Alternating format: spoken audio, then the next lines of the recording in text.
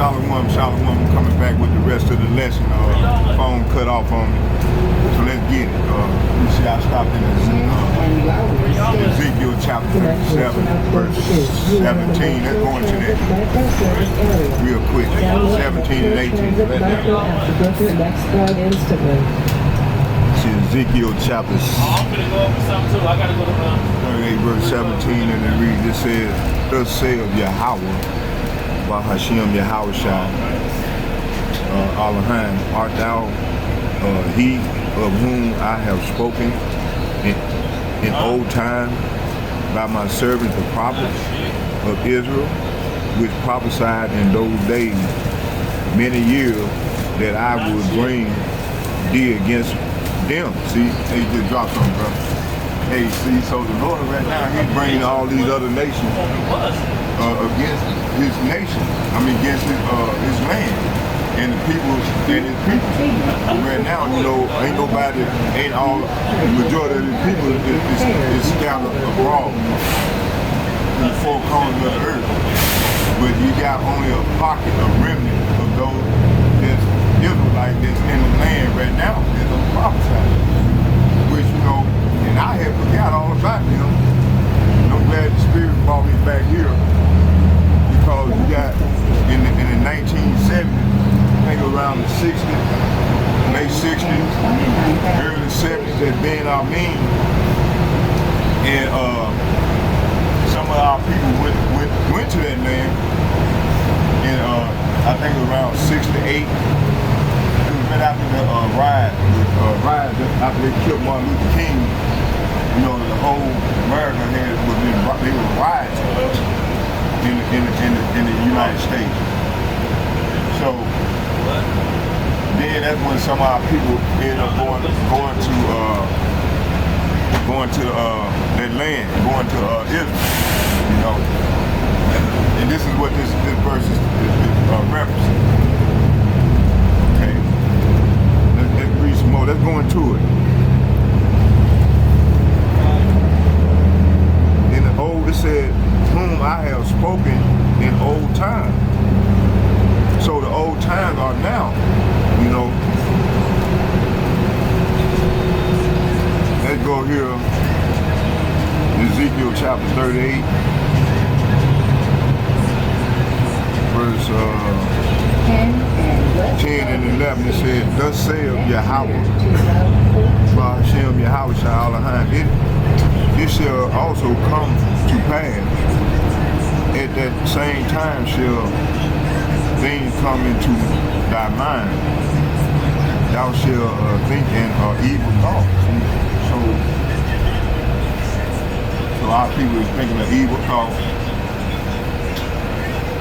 Verse 11 it says, and thou shalt say, I will go up to the land of unwalled villages, and I will go to them that are at rest, that dwell safely, all of them dwelling without walls, and having neither bars nor gate. Talking about Israel.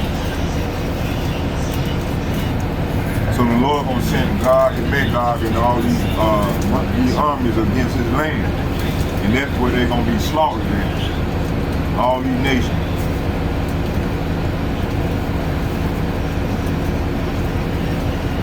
Verse 16, Ezekiel chapter 38, verse 16, and it reads, it said, and all that shall come up against my people of Israel as a cloud to cover the land, and it shall be in the latter days, it's talking about now, and I will bring thee against my land. See, this is what's going on now. That the heathen may know me. So these heathen, they don't know him. When I shall be sanctified in thee, O God, before their eyes. See, it's talking about right now. If this not playing out right now, Putin already told what was his name? Macron, the leader for France in Britain, told them to be quiet and shut up, because they he gonna send them missiles, them arrows at their neck.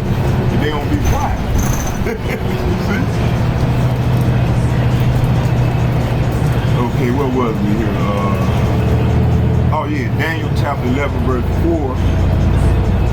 40. It says, at that time, and Golden Valley Station. it said, at that time, and at the end shall the king of the south push at them, and the king of the north shall come against him like a whirlwind. Stop requested. So like a whirlwind with chariots and with horsemen and with many, it said with many ships, and he shall enter into the country and shall overflow and pass over. Verse 41. Verse 41. It says, he shall enter into the glorious land, and many countries shall be overthrown, but these shall escape out of his hand, even Edom and Moab, and the chief of the children of Ammon. So these are the people that the Lord finna bring judgment on. You had one right there, bro. You didn't see that one right there, huh? You see here. So yeah, the Lord, you had one right there. You didn't see that one right there, huh? So yeah, the Lord finna bring these people against his land, man. You see? Get all right here.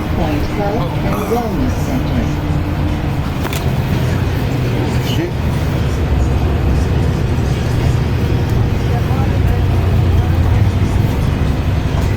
All right. All right. Excuse me. Let me squeeze it.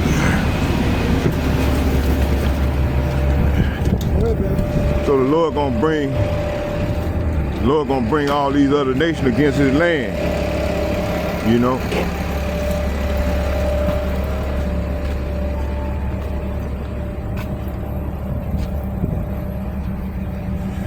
Y'all bear with me here. Let me put all this back on here. Shit. Hold on here. That little nigga. Oh, there go the bus right there. Ooh. All right. Okay. Now.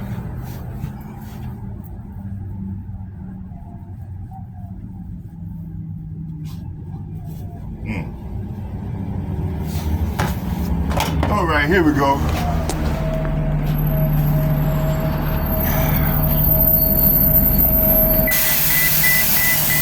Hey, can I get a ride with you to that first bus stop right there? Right up there? All right, appreciate it. Mine expired. Mine was to get to window. All right.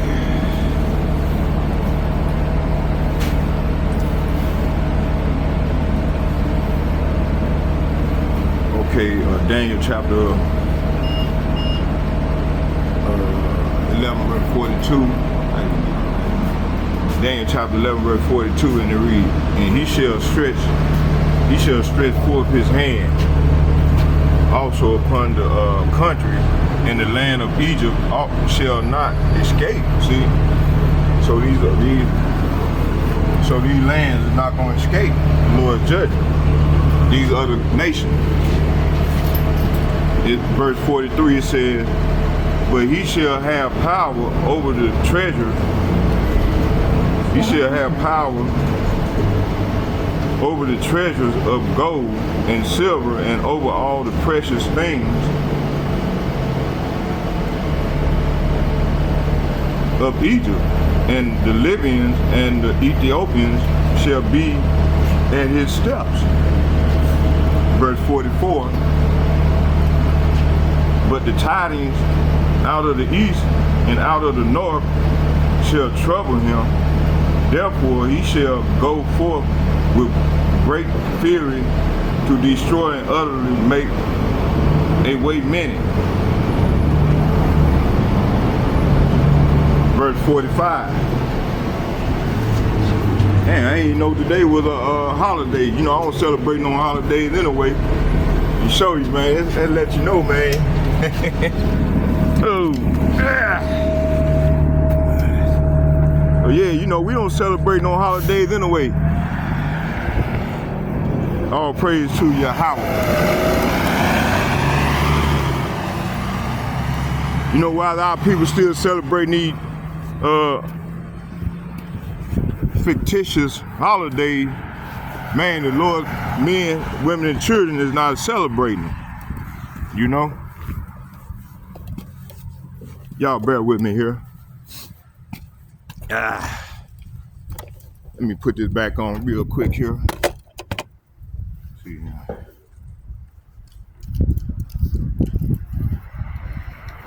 That was the spirit had me coming out here, man. I wasn't even going to come out, and then only negative part is I ran into that damn idiot down there when I was prophesying. That nigga, you know, the Lord told me to go on because that dude had spirits on him, man. Talking to himself, cussing. He gonna cuss at the wrong person. They gonna come out and get him. Okay. All right, what was it? Okay. Verse, see, we here in Daniel chapter, let's go back to 43. Matter of fact, let's start back at 40 and read out of the NLT. What the hell is that?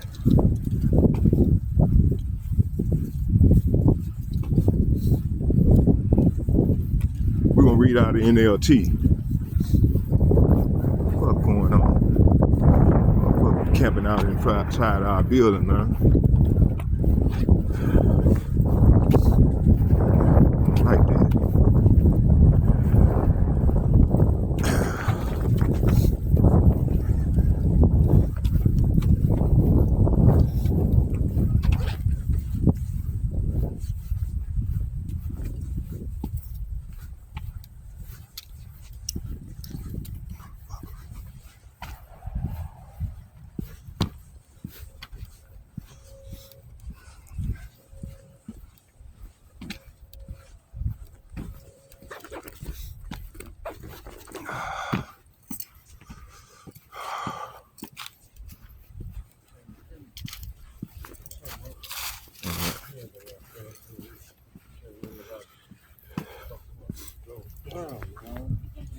Excuse me.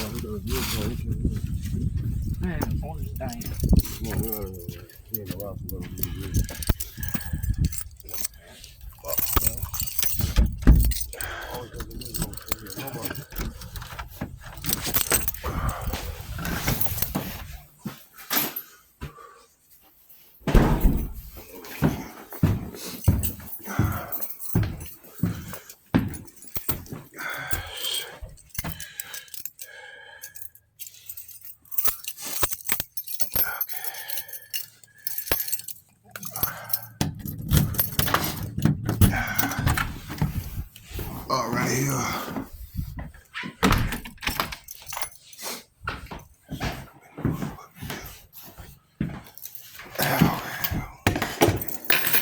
Y'all bear with me here. We're gonna go into the NLT and read it.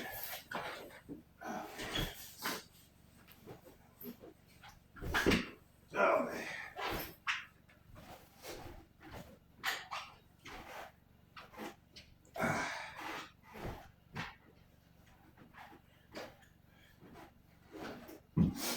All right. Man.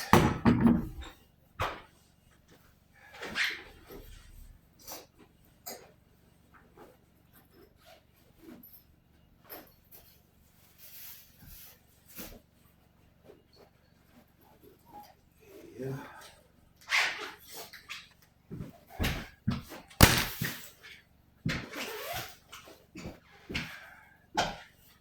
Shit.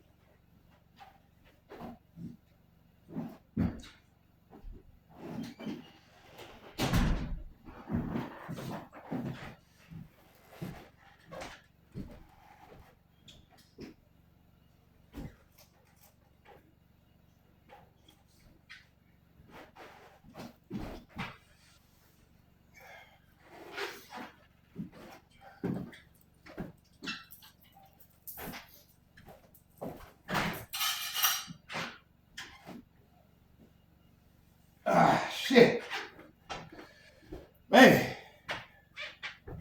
y'all bear with me here. Shalom, I'm back. Hey, let's pick it back off. I was listening to this brother Bunyan. Subscribe to this brother channel. This man be putting forth beautiful edification. And everything that I'm talking about is he's gonna go deeper off into it. So let's listen to the brother, some of the brother video.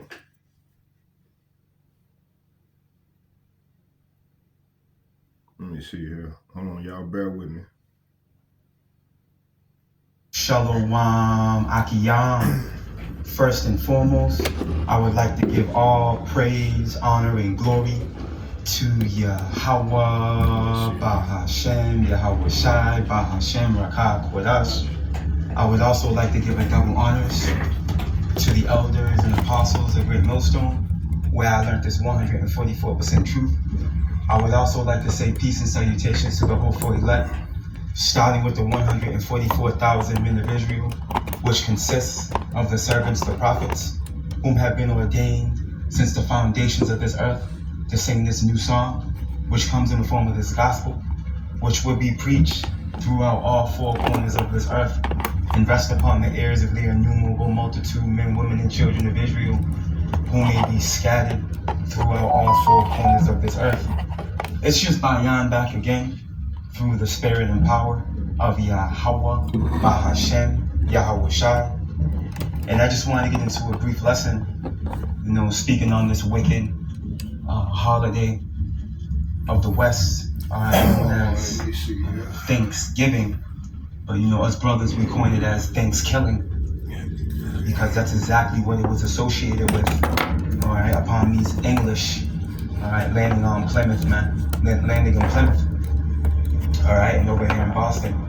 So, these damn demons, they have a lot to pay for, man. Yes, sir. They have a lot to pay for. And they've been exercising this. Y'all bear with me here. This wicked ideology for hundreds of years now, man. Making it seem as if. Yeah, subscribe to his brother. Here go his station right here. Hold on. With these demons, as they rape. Subscribe to the brother channel. All right, and broke over 500 treaties with brother us. Be bringing out a beautiful lesson. Man. Okay, that couldn't be the furthest thing from the truth. And through the spirit, I have a few pieces of information. This piece here from the Smithsonian Magazine, and another piece of information as well. Lord willing, we can touch on briefly the prophecies and bring forth the evidence, man. Because as the brothers in Birmingham, Alabama often say, a court's in session, man. Okay? That's right. You understand, Esau. And we're bringing charges up against you through the spirit and power of Yahweh Bashim Yahweh Shai. And it's coming to the time where Yahweh Bashim Yahweh Shai is about to smash the gavel, and come execute the judgment that's written upon you, man. So through the spirit and power of Yahweh Bashim Yahweh Shai, this right there. the first scripture I want to get, let's go here. Let's go to the book of Amos.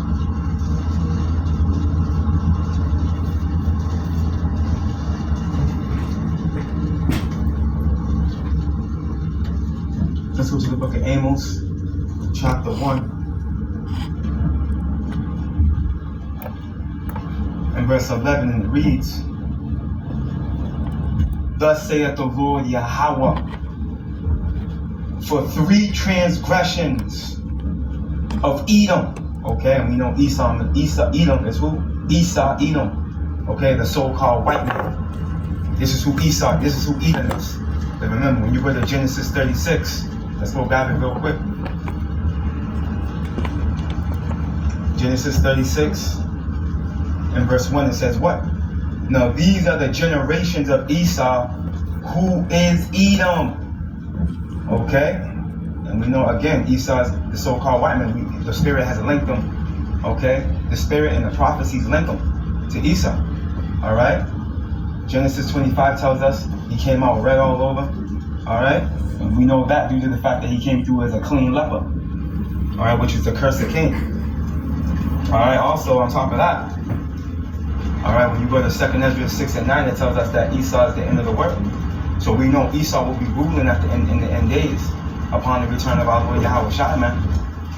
You see, he'll be at the forefront of the power, okay, that's on display on the earth. The wickedness, the debauchery, the atrocities, man. Okay, his history will testify against him. Okay, being an evil man that he is, man. You see? So let's go back. Amos 1 and 11, it reads, Thus saith the Lord Yahweh, for 3 transgressions of Edom, Esau, Edom, the so-called white man, standing with the global elite, and for 4, I will not turn away the punishment thereof, because he did pursue his brother with the sword, man. And what's the sword? A killing instrument, man. Okay, and the sword and its perfection are those ICBM missiles, which Esau, Edom, the so-called white man, has been given liberty to bring forth through the wisdom, knowledge, and understanding of Yahweh Ba'ashim Yahweh Shai, and efforts for him to fall upon his own sword in the days to come, pursuant to Psalms 37. Via World War III, man, the Third World War. You see, when Isaac blessed Esau with the sword, like in Genesis 27, okay, it was actually a curse. Because what did Yahweh Shai say to Peter? Put up thy sword, man. And in so many words, he said, if you live by the sword, you're gonna die by it, man. And as we can see on full display, Esau, Edom, the so-called white man, through circular history, all right, since the Greeks, this man's been living, okay, by the sword. As he's been commanded, man, by Isaac, who was Yahweh Shai, if you can receive it. Continuing on. And did cast off all pity, right? He didn't show no mercy. He didn't show no mercy among the old or the young, man. Okay, and it tells us in the curses, okay, in Deuteronomy 28, all right, it tells us in the curses that the Lord will bring a nation upon us of a fierce countenance, man, that will show no pity for the old or for the young, man. All right, and he's like the eagle. You see, so it's small tokens like that we know it's talking about Esau, man. And our relationship we've had with him, if you want to call it that, okay, since you can trace it, all right, it's been a bloody one, man. All right, this man has been putting his hand towards us for evil, all right, ever since the beginning, man. You see, and again, we can trace it, we can track it, man. Okay, you go into the Maccabees, man. What do you think that whole Maccabean revolt was about, man? All right, and what Antiochus Epiphanes was exercising, man, in 1 Maccabees, the 1st chapter, the 41st verse down, man, with that decree that he brought forth. Okay, that whole persecution that was taken on the southern kingdom, man, in the Greek captivity. You see? Then he came over here in the 1400s, exercising evil upon the northern kingdom, man. Look, and did cast off all pity, and his anger did tear perpetually, and he kept his wrath forever, man. Okay, you see that? And the time when our captivity had to end, this nigga furthered our affliction, man. And he continues to. He continues to lie on us, all right? Accuse us. He continues to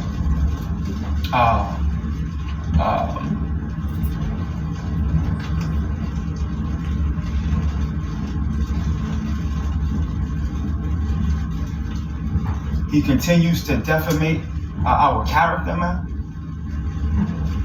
Okay, which is a law he has set up in his own system that can get you jailed. But here it is, he does it to us. It shows you the hypocrisy of this man, man. Okay? Just like his wicked holidays. Let's go here. Let's start in here. This is from Gaia. Alright, this is the source. Alright? And it's dated back in 2017, man, November of 2017, just to show you, that, people have been waking up over here in Babylon since then, for a while now, man, coming to the conclusion that this man's a liar. But you know, you still have the majority, the mass majority that's drunk asleep. But anyways, right? The title reads, The Truth of Thanksgiving. We've been socially programmed. Look, part of growing up in the United States is discovering that some of the fairy tales you were told about the holidays as a child aren't real. Like the Easter Bunny and Santa Claus. And just the thing, you still have adults that believe in these things, man. Believe it or not. You have adults that believe in these things, man. Look, that disappointment or feeling of betrayal is a fleeting and innocent wake-up call among many more to come in life. But the biggest holiday fairy tale is one that has been used not just to entertain the youthful imagination, but instead for social programming and the whitewashing of our history, and that is the truth of Thanksgiving, man. You see, because they paint this picture, you know, like it was all good, we were in harmony with these demons, man. Okay, we gave them everything they needed, and, you know, allowed them to just colonize us, and, you know, make it seem as if we just allowed it because we weren't civilized. You know, we were brute beasts. We needed them to civilize us and, you know, bring forth all this pollution, you know, and kill off all of our buffalo and take up our and heap up to themselves all of our resources and contaminate our lakes and streams and pollute the land. Yeah, we just wanted that to be, right? Anyway, let's continue on. Slowly but surely, we're becoming more aware of the extent to which we've been socially programmed throughout our lives. This programming comes from many channels and is meant to give us our identities, distinguish ourselves from others, and who we should aspire to be. Though many of us are starting to realize a lot of these social constructs are used to divide and indoctrinate us into consumers. Right, they got Black Friday right after Thanksgiving, tomorrow.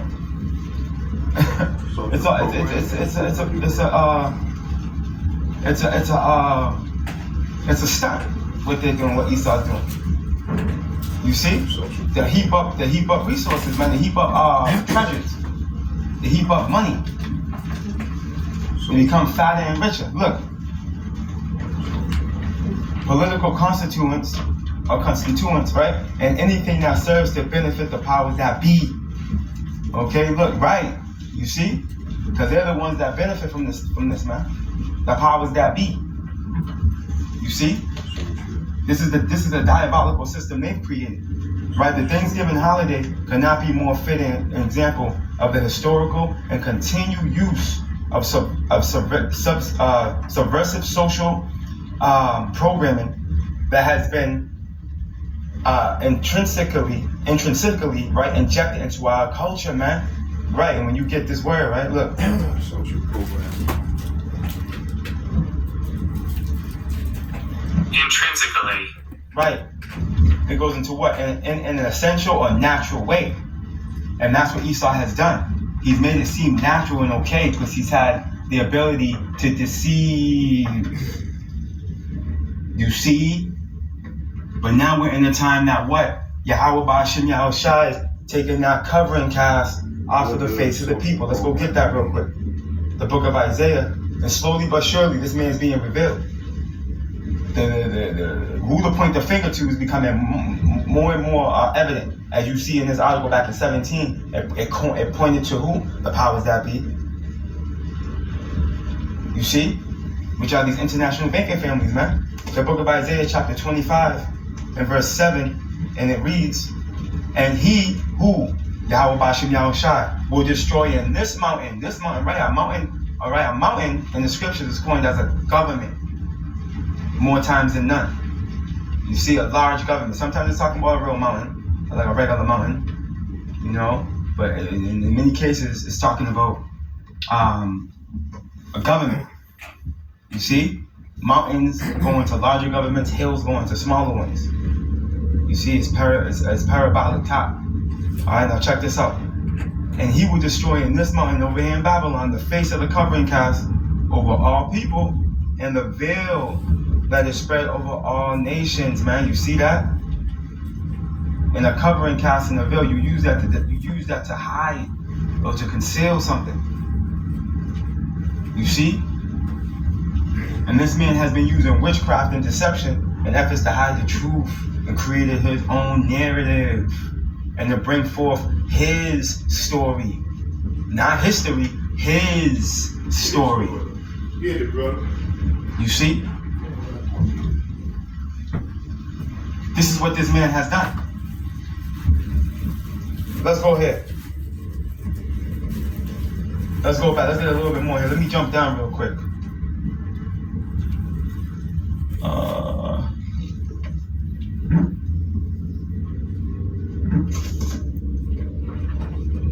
Let me get this right here because it points the finger at them again. Look at. But the truth is, the majority of our society has been indoctrinated to fit this mold and is unaware of the historical truth of Thanksgiving and what it has evolved and what it has evolved into. Our perspectives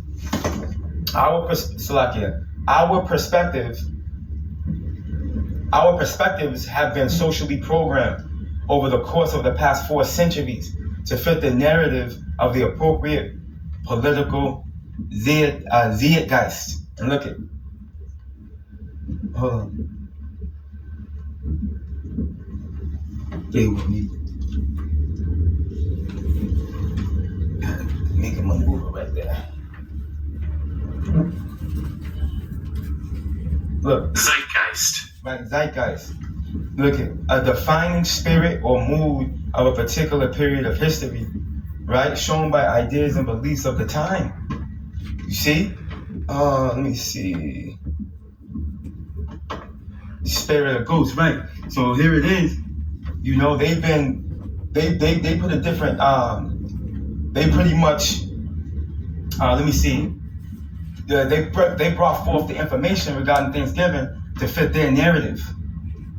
You see? They painted a picture, okay, over the truth regarding Thanksgiving, man.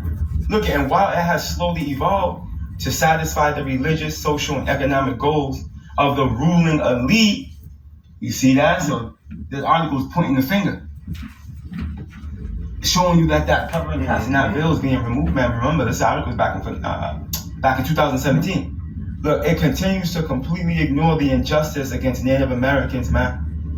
Isn't it time to break free from the programming and redefine the holiday for its true meaning, man? You see, and right, and this other information I had right here when I initially had up, you know, it touches on it a bit, you know what I mean? But it doesn't even get explicit, you know? But let me see, let me get a little bit of this real quick. Let me see here.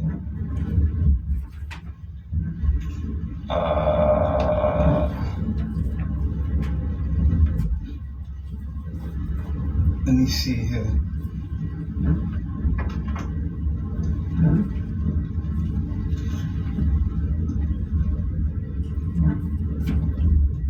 I guess this individual by the name is, his name is, he wrote a book, David Silverman, all right? The book is called This Land is Their Land, right? The Wampanoag Indians, Plymouth Colony, man, and the troubled history of Thanksgiving. That's the name of the book. And I haven't had a chance to read this book, but Lord willing, I may. Let me go back. Let's see, much of that story is a myth riddled with historical inaccuracies. Beyond that, Silverman argues that the telling and retelling of these falsehoods is deeply harmful to the Wampanoag Indians, whose lives and society were forever damaged after the English arrived in Plymouth, man. Okay, because the truth behind it all is that these damn bloodthirsty animals came over here to rape our women, steal our land, our resources, and pretty much remove us out and remove us from out of here, man. Okay? That's why you have something called the Indian Removal Act from that demon. What's his name? I forgot the bastard's name, man. Shit. We can look it up. Here we go. I got it here. The Indian Removal Act of 1830 by Andrew Jackson, man. See, we can look these things up. You see? This bastard right here, man. What do you think this whole thing was about, man? All right, these bastards always had a goal to eradicate us, man, and get us up out of here. But Jake is like the sand of the sea, man. The stars of heaven. The more you try to get rid of us, the more we procreate. You see? Come on, man. There you have it. You see that? Let's go back. Let's get a little more. Look, Silverman's book focuses on the Wampanoags when the Pilgrims landed at Plymouth in 1620. The Sachem Osquequin offered the new arrivals an entity primarily as a way to protect the Wampanoags. Look at this guy. Against their rivals. The Narragansetts for 50 years. The alliance was tested by colonial land expansion, the spread of disease, and the exploitation of resources on Wampanoag's land. Then tensions ignited into war, known as King Philip's War, for the Great Narragansett War. Or the Great Narragansett War. The conflict devastated the Wampanoags and forever shifted the balance of power in favor of European arrivals. Wampanoags today remember the Pilgrims' entry to their homeland as a day of deep mourning rather than a moment of thanksgiving, man. You see? This is contrary to what you people imagine in your minds regarding this day. Okay, it didn't go down the way you think it did with these damn animals, man. Okay? Let me see here.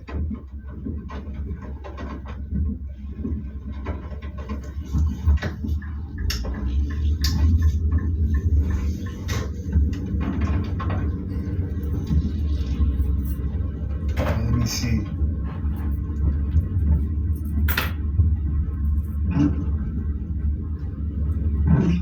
You see, this is why Yahweh Bashim, this is one of the many reasons why Yahweh Bashim Yahushua is going to come and jack this fool up. You see? One of many reasons why. Okay? This man was executing biological warfare upon us, man. Alright? He knew that his them blankets were contaminated, man. Okay? He knew what he was doing, every step he was taking. But he did all these things intentionally in efforts to what? Eradicate us, man. Selling us disease blankets. Okay? That was that biological warfare he inflicted upon us, man. You see? This man was throwing us in open graves during the Wounded Massacre. Alright? Deleting innocents, man. Deleting children. You know, woman. This man was taking the woman out, the babies out the breast of the woman, man, suckling children, man. And destroying them. We didn't forget about these things, man. But yeah, this is a long article. Lord, I'm going to leave both of these in the description box, man. You see, but again, this is why big judgment's coming to Esau. Let's go ahead. The book of Ezekiel. One of many reasons why. The book of Ezekiel, chapter 35, and verse 1, and it reads, Moreover, the word of the Lord Yahweh came unto me, saying, Son of man, set thy face against Mount Seir, right? And Mount Seir was the land of Esau, Edom. Okay, and you are a people before it's a place. You see? So Mount Seir will be spiritually what? Babylon the Great, aka America. How do we know that? This is where he sets up his throne. You see? This is where he springboards all the wickedness, man, throughout the four corners of the earth. And say unto it, Thus saith the Lord Yahweh, Behold, O Mount Seir, I am against thee, and I will stretch out my hand against thee, and I will make thee most desolate, man. So judgment's coming. That long-awaited judgment is on its way. All right, this is why we see the stars aligning. All right, this is why we see the uproars of the people, earthquakes in diverse places. Jake is waking up. You're being revealed. Prophecies coming forth. World War III's on your tail, on your heels. Okay, this is something that's gonna bring forth the judgment written. You see, we're inching our way to that judgment. Because thou hast a perpetual hate, because thou hast had a perpetual hatred and hast shed the blood of the children of Israel. See, all 12 tribes. How? How did you do it? By the force of the sword, man. And the time of their calamity and the time that their iniquity had an end, man. You see? So you executed justice and judgment upon us by the force of the sword. Let me get this real quick. All right, this is the Wounded Knee Massacre, man. One of the atrocities Esau has done to our people. All right, this is one of his points in his reign of terror. Okay. Look what this demon has done. All right, you see that picture right there? You see? You got a bunch of Edomites standing there, rejoicing over what they did. You know, and they always try to paint the picture, all right, as if they were justified in what they did, but they're not. The Wounded Knee Massacre, also known as the Battle of Wounded Knee, was the massacre of nearly 300 Lakota people by soldiers of the United States Army, man. There's a lot of blood on this land, okay, of our people by the hands of Esau. There's a lot that this man has to pay for. When you get this word massacre, look. Massacre, right? Massacre. Look at an indiscriminate and brutal slaughter of people. Deliberately and violently deleting. You see, a large number of people, man. Indiscriminately. You see? So guess what? There's a penalty for that, man. There's a penalty for these things, man. You're not going to get away with this, man. And we see these Edomites, they're here today. These Edomites are on the scene today. You demons ain't going to get away with this. You better believe it. Okay, the judgment is right at the door. You see? This is why prophecy is being spoken into existence by the servants, the prophets, man. And we're heralding in Yahweh Shai, man, the king of terror. Okay, who's going to bring that smoke? And he's not going to meet you as a man, man. Okay, the blood in this land will be disclosed. Whether you believe it or not, man. Whether you believe it or not. Let's go back to the book of Ezekiel chapter 35. And verse 5 again. Because thou hast had a perpetual hatred and hast shed the blood of the children of Israel. You just seen it. Right, by the force of the sword and the time of their calamity and the time that their iniquity had an end, man. Therefore, as I live, saith the Lord power, I will prepare thee unto blood, and blood shall pursue thee. See, if thou hast not hated blood, even blood shall pursue thee. You see, so there's going to be nowhere to run, and there's going to be nowhere to hide. Yahweh Bashim Yahushua is on your ass. Thus will I make Mount Seir most desolate, and cut off from it that passeth out, and him that returneth. Right, that great sacrifice in Basra, you can read about in Isaiah 34. Right, and I will fill his mountains with his slain men, and thy hills, and in thy valleys, and in all thy rivers shall they fall that are slain with the sword, man. Because the Lord's going to rain missiles on this place, man, in the form of those warheads that are going to come from the assembly of nations that are gathering against you as I speak. Okay, this is biblical prophecy, man. You will reap what you have sowed, man. There ain't no way around it. You can get mad all you want. You got to reap what you sow. Nothing you do in this life, everything you do in this life comes with a price, man. Yahweh Ba'ashim Yahushua requireth that which has passed, man. We're going to go get that. Look, because thou hast said these two nations and these two countries, which is the northern and southern kingdom, right? Samaria and Jerusalem, right? Because thou hast said these two countries, or these two nations rather, and these two countries shall be mine, and we shall possess it, whereas the Lord Yahweh was there. Therefore, as I live, see, our power liveth, Akiyam and Akwaf. Therefore, as I live, saith the Lord power Yahweh, I will even do according to thine anger and according to thine envy, which thou hast used of thy hatred against them. Okay, you see it on display, man. If I show it again, and me showing what I showed y'all might get me out of here for a second, but it's all good. It's all through the spirit. You know, I'll take a strike, you know, to bring forth the truth. You know? But you Aki Hamanako, I've seen it, man. Okay? That's hatred, man. And they coined it the massacre. They coined it. Listen, let's continue reading. And I will make myself known among them when I have judged thee, right? Because you're gonna fall into the hands of Israel pursuant to Ezekiel 25. You are gonna fall into the hands of Yasha Allah, man, in the eon to come. And there's no way around it. Let's go here. Yahweh Ba'ashim Yahushua requires that which hath passed, man. This is the book of Ecclesiastes, chapter 8. Bear with me.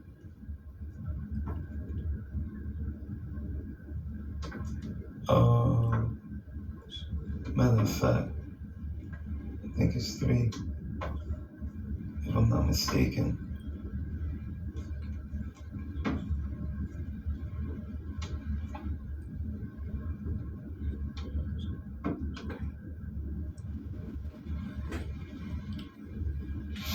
There it goes. The book of Ecclesiastes, chapter 3, and verse 15, and it reads, that which hath been is now, and that which is to be hath already been. And Yahweh, Bahashem Yahweh Shai, requireth that which is past. Okay, what does that mean? Let's show you. The book of Colossians, chapter 3, and verse 25, and it reads, but he that doeth wrong shall receive for the wrong which he had done.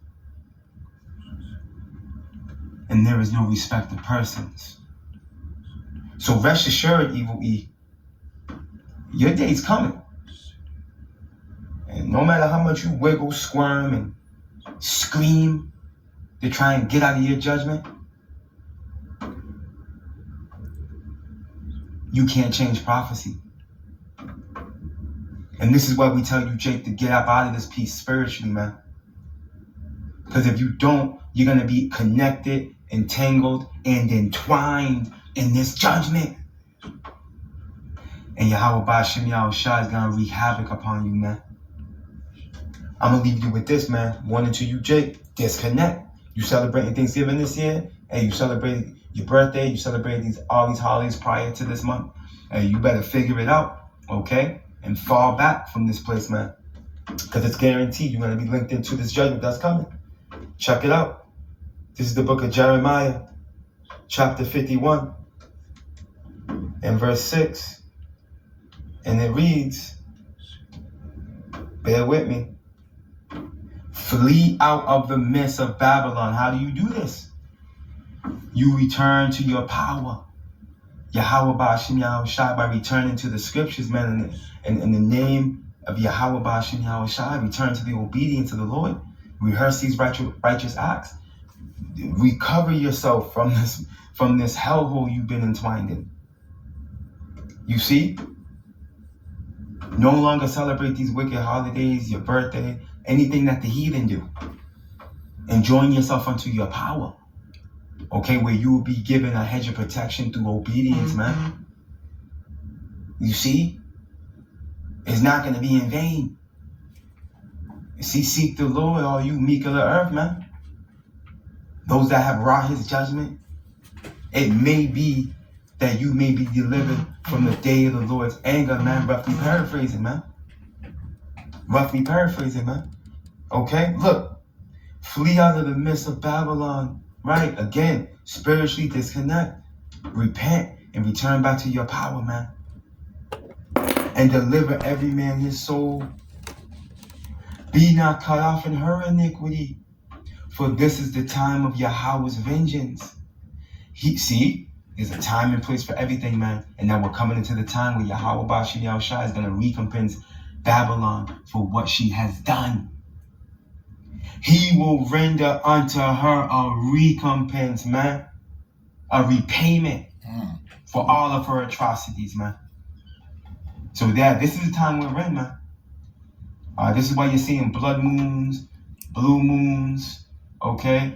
Lunar eclipses, solar eclipses, the planets aligning, the stars aligning, okay?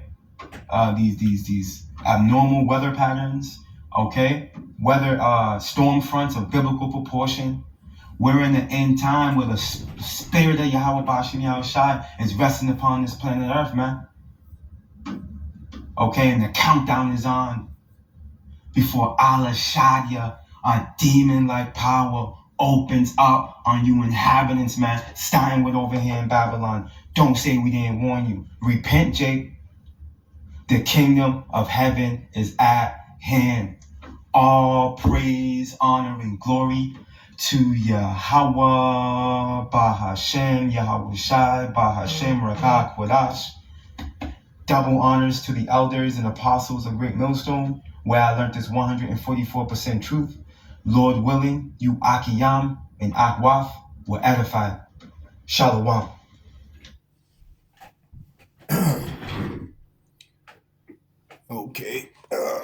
Okay, let's go and get back to the lesson.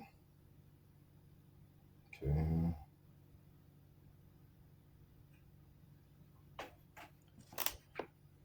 So this is what the men of the Lord is doing today. You know, we all proclaim this word, man. You know, while a lot of our people still out celebrating the holiday, you know, now they finna get ready to for Christmas. It's the next pagan holiday that they finna celebrate. Let me see here. Let me see, what was it? So what we supposed to be doing right now is we supposed to be standing upon our watch.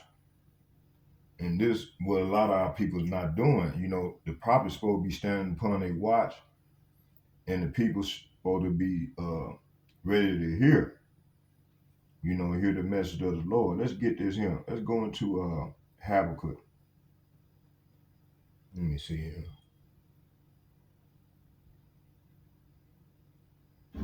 Shalom, shalom, Akiyam. Let's come out of there. Let me see here. Habakkuk. Yeah, the beloved brother, man, be putting out some beautiful lessons, man. Y'all should subscribe to him, his channel. Okay, let me see here. Habakkuk. Chapter 2. I think it's 1. Let's start there. It said, I will stand up, Habakkuk chapter 2, verse 1, and it read, I will stand upon my watch and set me upon the tower, and will watch to see what he will say unto me, and what I shall answer when I am reproved. So this is what the men of the Lord is doing right now. You know, we stand upon our watch, man, and see how the Lord will respond to us. Say, I will climb up to my watchtower. So we stand upon our watchtower and stand at my guard post. So we standing at our guard post, and there will I wait to see what the Lord says and how he will answer my complaint. Okay, this is what we're doing right now. I'm gonna see here. You know, I was just doing a lesson, and I went out. I didn't even realize today was Thanksgiving. I'm so much in the spirit that I forgot today was Thanksgiving. You know, we're Thanksgiving, and as the brother was saying, you know, a lot of our people celebrating these days, and you know, not knowing that the Lord is not pleased with that.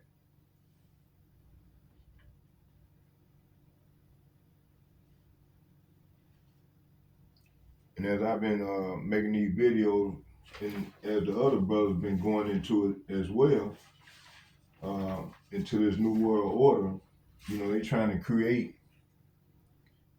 they trying to offset the Bible prophecy, which they're not going to be able to achieve. And that new world order plan that they, you know, trying to enslave the people with that chip, you know, the mark of the beast, man, people are not feeling that, you know. So, hey, the people are going to rise up against this man. You know, it's just a matter of time. Everything got to take its course. Let me see here. Let's go here. Let me see.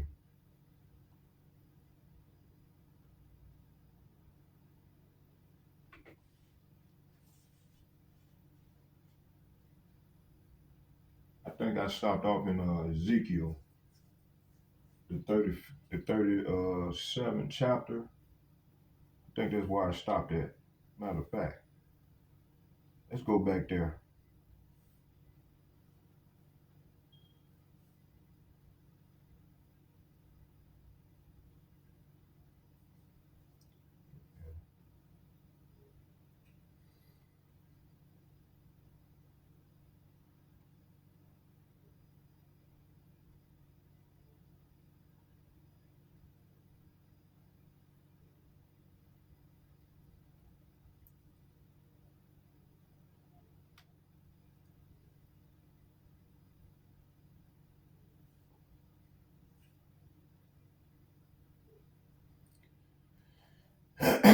Ezekiel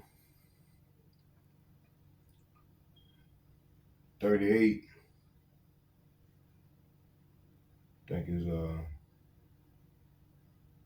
17. That's where I stopped at.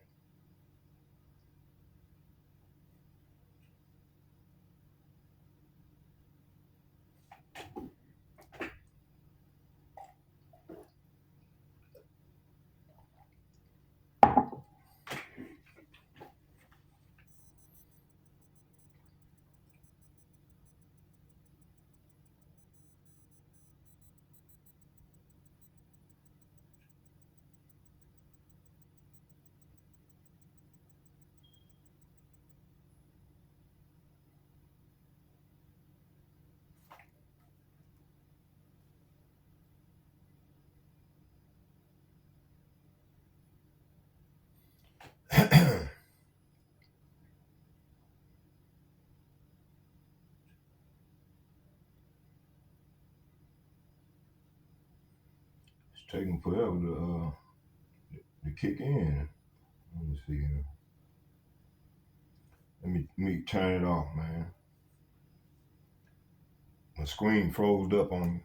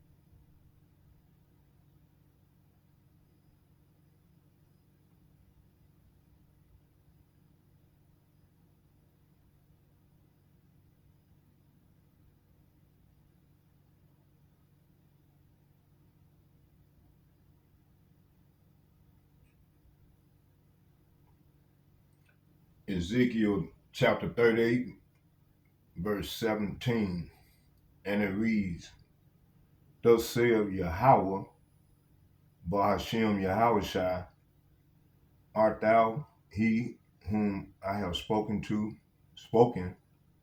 I have spoken in old time by my servants the prophets of Israel, which prophesied in those days many years, that I would bring thee against them. See, so this is what's going on. This is what's playing out right before our very eyes, man. So the Lord is bringing these nations. Starting with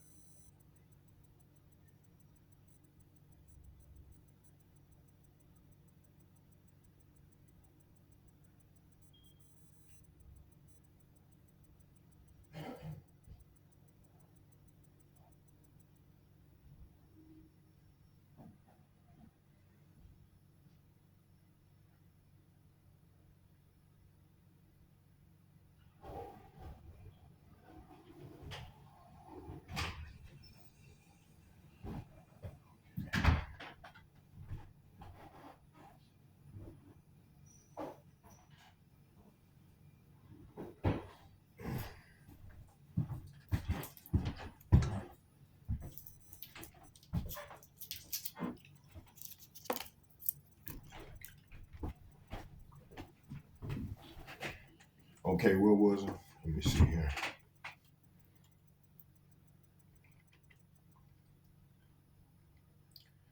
Once again, Ezekiel chapter 38, verse 17. It said, Thus saith Yahweh, Ba'ashem Yahushua, art thou he of whom I have spoken in old time by my servants the prophets of Israel, which prophesied in those days many years that I would bring thee against them. So this is what the Lord is doing. He's bringing the brick nation that's lining up together as allies against the West and Israel, his land. You got those fake imposters over there claiming to be us that's reaping havoc throughout the earth. And hey, look, they control America, man. Quiet as kept.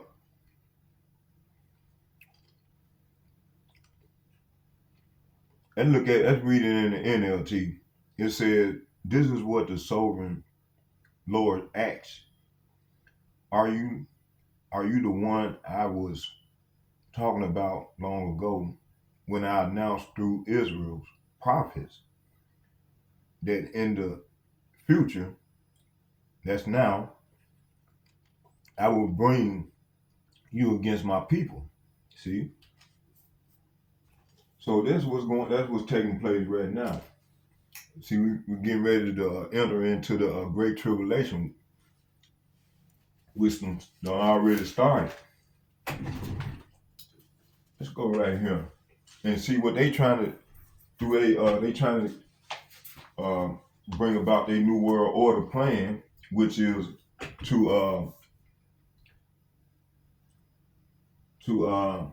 establish a totalitarian government, centralized government. Let's go into this word totalitarian. It's an adjective, one of or pertaining to a centralized government that does not tolerate parties of differing opinion, and that exercise dictatorial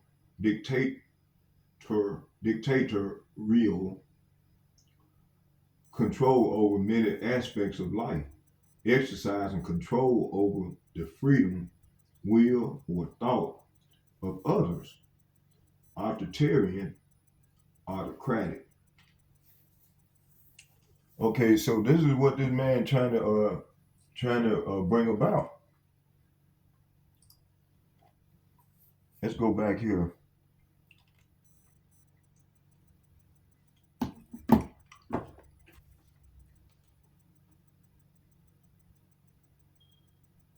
Let's go back. Let me see here.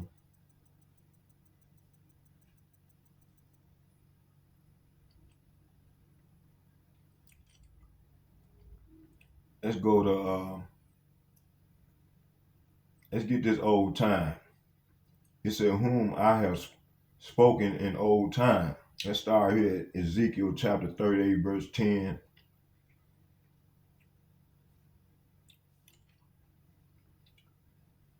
It said, thus saith Yahweh Ba'ashem Yahushua, it shall also come to pass that at the same time, shall things come into thy mind, and thou shalt think an evil thought. In the NLT it says, this is what the sovereign Lord says.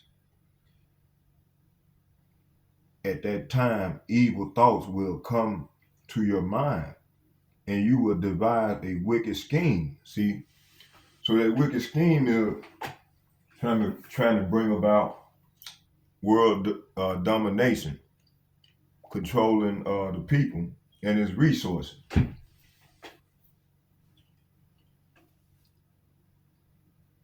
So this is what it's all about. These elites trying to keep the power and control and domination over the world and its people and its resources. Okay, let's read this again. It said, "Thus saith Yahweh by Hashem Yahushua, it shall also come to pass that at the same time shall things come into thy mind, that thou shalt think an evil thought." So the evil thought is wicked scheme. Verse 11, it said, "And thou shalt say, I will go up to the land of unwalled villages, and I will go to them that are at rest, and dwell safely, all of them dwelling without wall, and having neither bars nor gates." So in the NLT it read, said, you will say Israel is an unwalled sloppy. Israel is an unprotected land filled with unwalled villages. I will march against her and destroy their people who live in such confidence. So you got these people that's over there in our land claiming to be us, and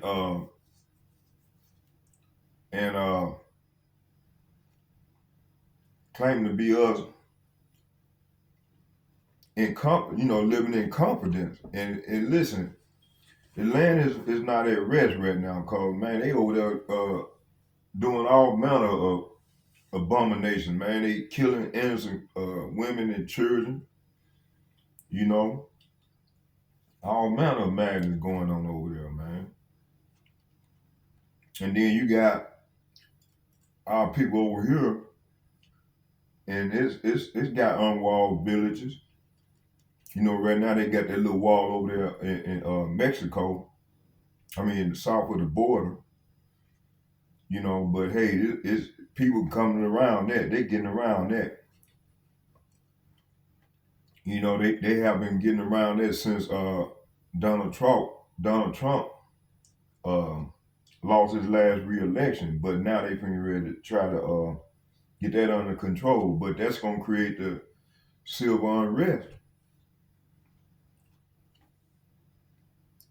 But right here it says and thou shalt say, I will go up against the land of unwalled villages, and I will go to them that are at rest. Hey man, we not at rest. You got all manner of stuff, all manner of evil that's finna get ready, that's been taking place, but it's finna escalate. And then Joe Biden, he just let in millions of people. So that's gonna create a chain reaction. And then you got these elites and these leaders that the leader of this country that's in bed with the elites, and they creating all these unrighteous decrees. So that's let me see, what was that word I want to say? That's the civil unrest that's going to occur, because they creating all these unrighteous decrees to create havoc on the citizens of the United States. You're gonna have concentration camps set up. They probably working on that right now as quiet as kept. See right here in the NLT it said, you will say Israel is an unprotected land with unwalled villages, and unwalled villages. I will march against her and destroy these people who live in such confidence. Talking about these leaders. So the Lord finna get ready to send the enemies of Israel against his country and also America. Let me see what we stopped at here. Hold on. Let me go back.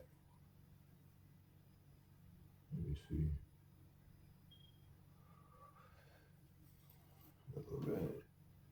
Okay, let's jump down to 16.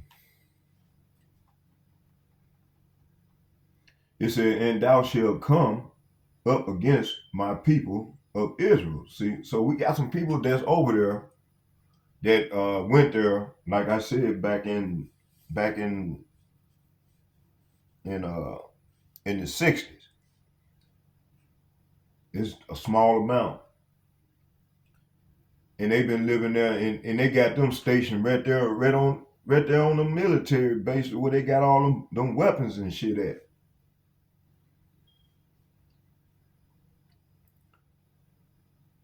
It said, and thou shalt come up against my people Israel as a cloud to cover the land. So you're gonna have all these brick nations that gonna come up, and they're gonna line themselves against the Lord's land and His people. And right now you got the small hatter that's from the other end that's going against Iran, and they working right along with the brick nation that gonna shoot them arrows at the Lord's land and at America. So they all gonna come up against her.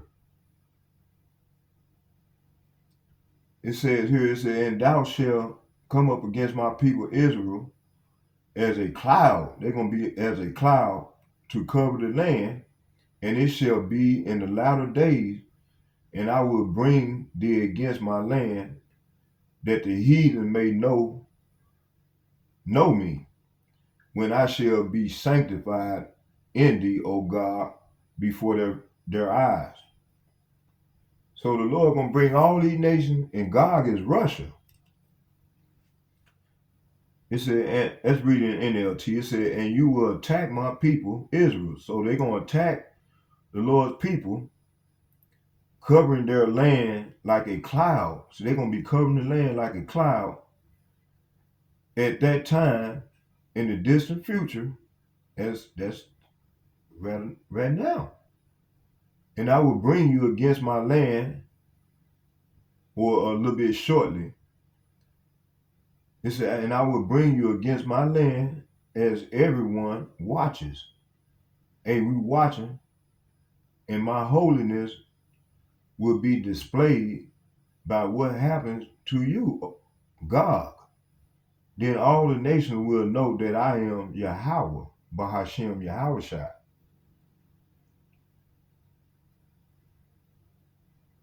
Okay, let's go back.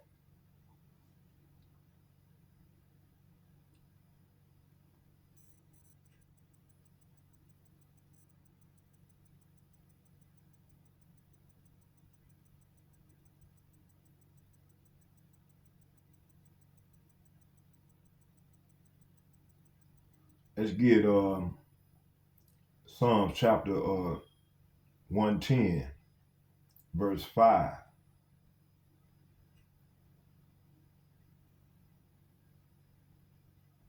Let me see here. I don't want to be too long on this. Where we at? We filming? Oh yeah, we filming. See here. Psalm chapter 110, verse 5, and it reads, Yahweh Ba'ashem Yahushua at the right hand shall strike through kings in the day of his wrath. He shall judge among the heathen. He shall fill the places with dead bodies. He shall wound the head over many countries. In that day, Yahweh, with his sword and great and strong sword, shall punish Leviathan, the piercing serpent, even Leviathan, that crooked serpent, he shall slay the dragon that is in the sea. So that dragon is Esau Edom. Isaiah chapter 34, verse 1. Come near, ye nations, to hear and hearken, ye people. So this is what the Lord, he's bringing he's gathering all these nations to come down in that land, in his land, as Revelation 16:16. It said, in that day Yahweh with his sword, great and strong sword, shall punish Leviathan, the piercing serpent, even Leviathan, that crooked serpent. He shall slay the dragon that is in the sea. So Yahweh Ba'Shem Yahushua gonna slay the dragon that's in the sea. Isaiah chapter 34, verse 1.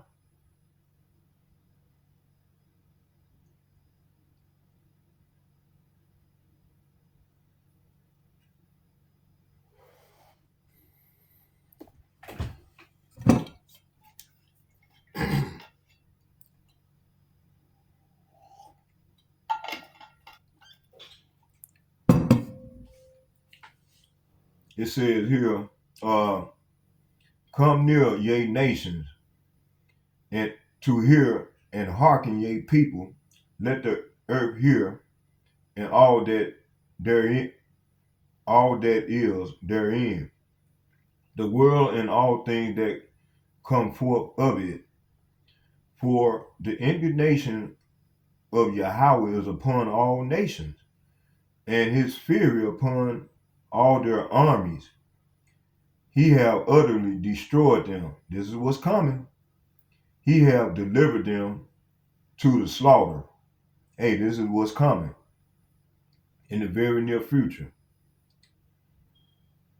So in the NLT, it says here, verse 1 and 2, Isaiah 34, verse 1 and 2, it reads, it said, come here and listen, O nations of the earth.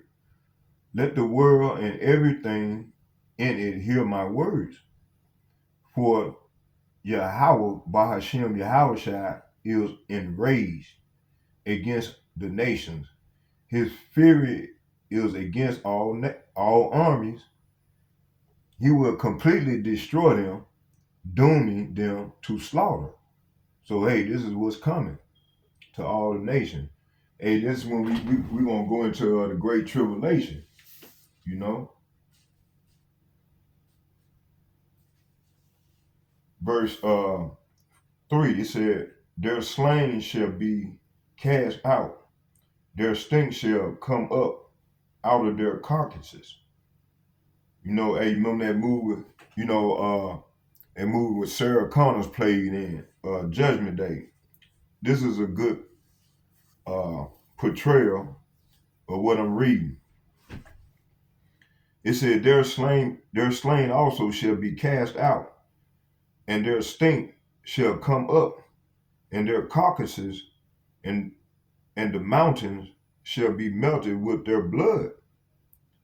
And all the host of heaven is talking about 2/3, along with the heathens, and 2/3 of our people that join unto them, celebrating the pagan holidays, and you know, our people, they don't want to return back to their power. And hey, that grace period is almost up. See, everybody think they under grace, man. Listen, you know, you got to kind of earn that grace period, man. You got to kind of want to earn it, man. You know, we got to make our call and election assured, and 2/3 of our people are not doing these things. So the Lord gonna give them over to this devil, man, to his sword. Let's go back and read it again. It said, their slain also shall be cast out, and their stink shall come up out of their carcasses, and the mountains shall be melted with their blood. Verse 4, and all the host of heaven shall be dissolved, and the heavens shall be rolled together as a scroll, and all their hosts shall fall down as a leaf falleth off from the vine, and as a fallen fig from the fig tree. So verse 3 and 4, their dead will be left unburied. This is what this is saying. And the stench of a rotten bodies will fill the land, and the mountains will flow with their blood. The heavens will melt away and disappear like a rolled up scroll. It says here, the stars will fall from the sky like a withered leaves from a grapevine, and shriveled figs from a fig tree. So that sound like this. It sounded like this describing to me. It sound like them damn ICBM missiles, man. You know, that warhead dripping down on the earth and its people. You know, this is the vision I'm seeing. Verse Isaiah chapter 34, verse 5 and 6.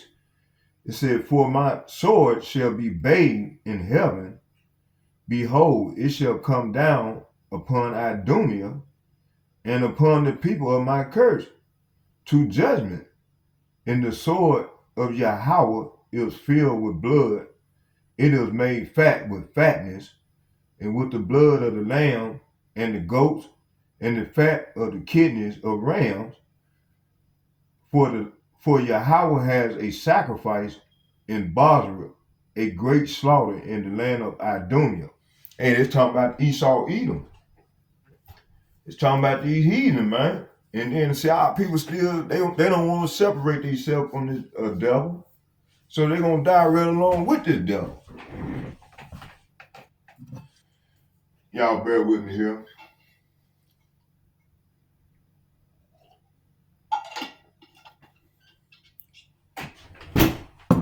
Y'all bear with me. Yeah, I ain't realized today. I was just watching videos all last night. Watching, that's the time when, until the Lord put me to sleep. So that's the best time to watch them videos at nighttime when the brothers, be in the spirit. They'll send me the video and I'll be, in the spirit watching their video. So I can figure out and add on to their lessons, do a little studying, and then, go do the little research and then come and add on to their lesson. This is what we're supposed to be doing. This is what prophets do. I'm still in the learning phase of this thing about, but hey, I done came a long way, and like I said, I listen to the brotherhood and get the, and spread their video and get edified so I can learn and grow and go out and what the given talent that the Lord has given me, and I try to spread to the brothers that's not in it, that is coming into this thing. But yeah, man, hey, this is what we at. I'm glad the brother sent me that video called. I know I have probably read this scripture a lot of times, and I kind of forgot that Ben Amin sent some of our people over there, back in the 60s,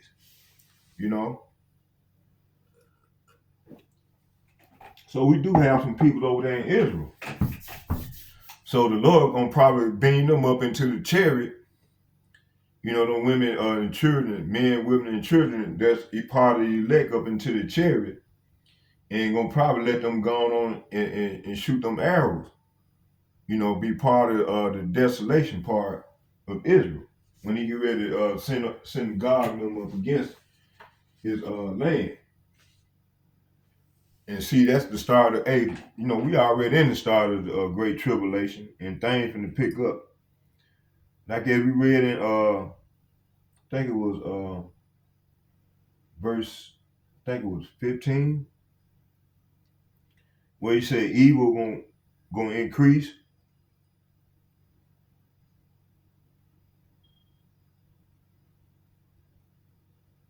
Let me see, one of the verses I read, or was it Habakkuk? Let me see.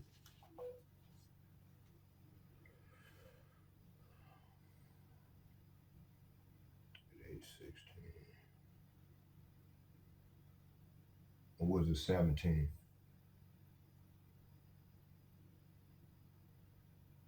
Oh, I think it was 10. Let me see here.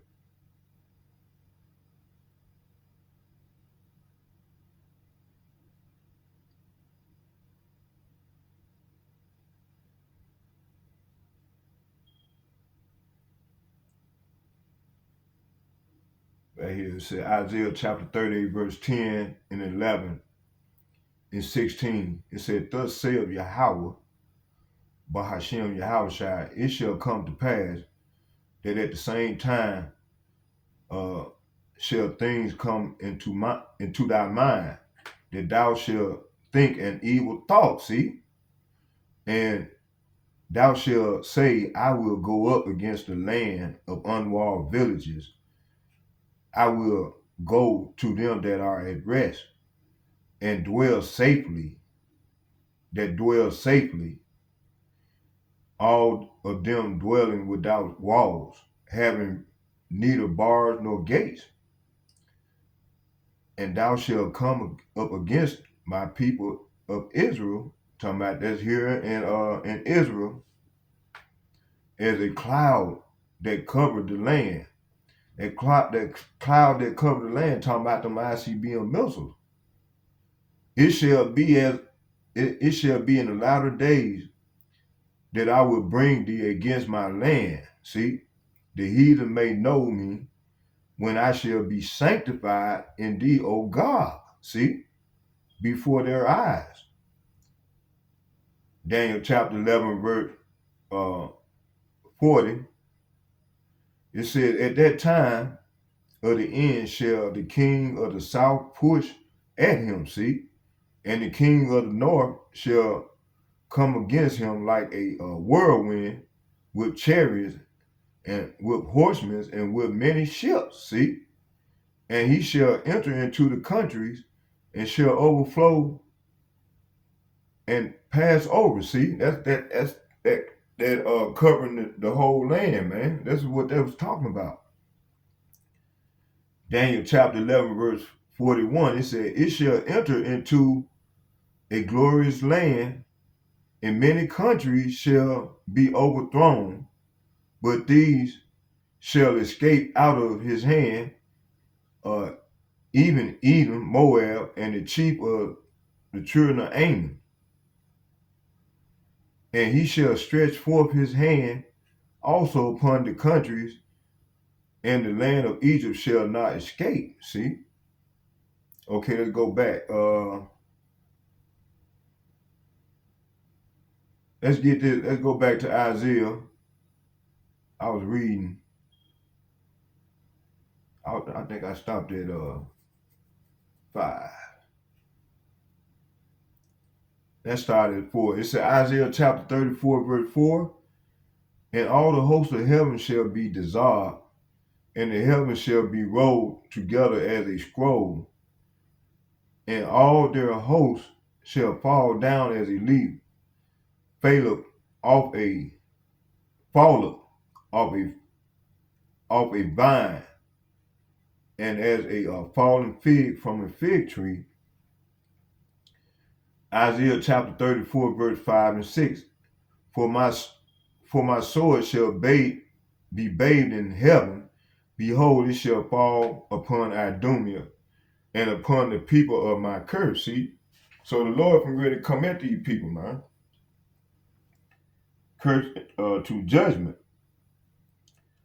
The sword of Yahweh is filled with blood. It is made fat with the fatness, with blood of the lambs, the goats, and goats, and with the fat of the kidneys of rams. For Yahweh has a sacrifice in Basra, Basra is what it's a buzzword for America. Wherever the Edomites dwell.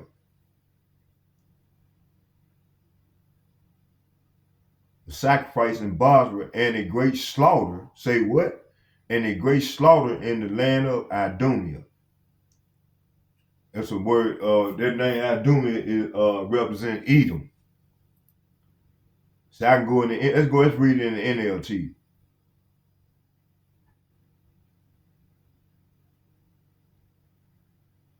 In the NLT.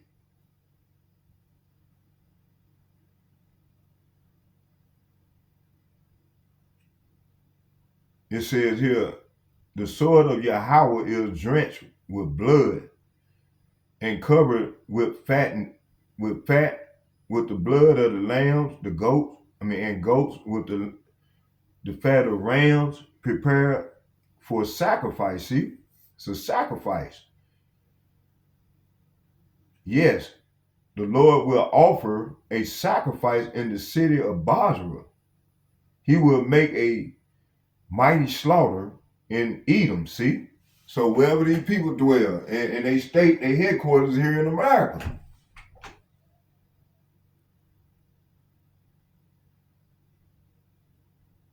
It said here, verse 7, it said, and the unicorns represent the internet of things. It said, and the unicorn shall come down, that's that satellite that's up there among the stars in space.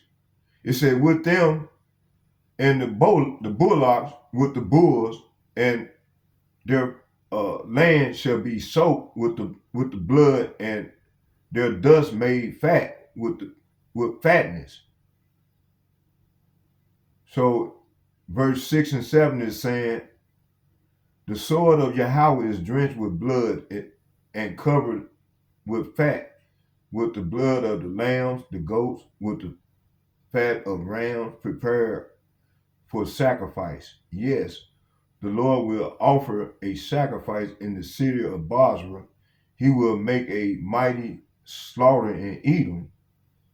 Even men as strong as wild oxen will die. The young men alongside the veterans. The land will be soaked with blood and the soil enriched with fat. See? So this is what's coming, man, in the near days to come. Okay, let's see here. Let's go back to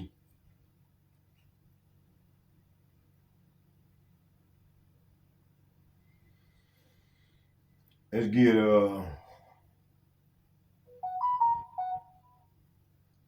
Isaiah chapter 63.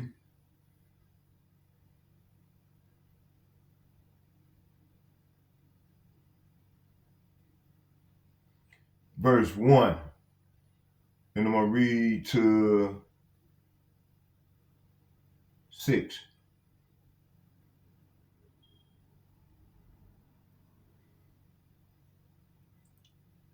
So this is Yahweh Ba'ashem, Yahweh Shai vengeance on the nations.